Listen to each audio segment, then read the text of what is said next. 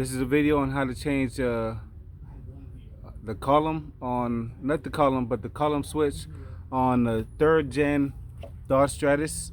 Goes from 2001 to 2006. So let's get to it.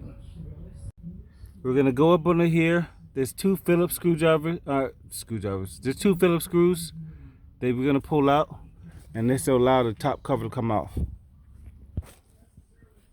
And we just want to get these off. Now we're going to take out that bolt and that bolt. If you don't have this tool, you can push the steering wheel down and you should be able to get a tool from the top. But this is very useful, just so you can get some perspective. Now this I just got from the junkyard.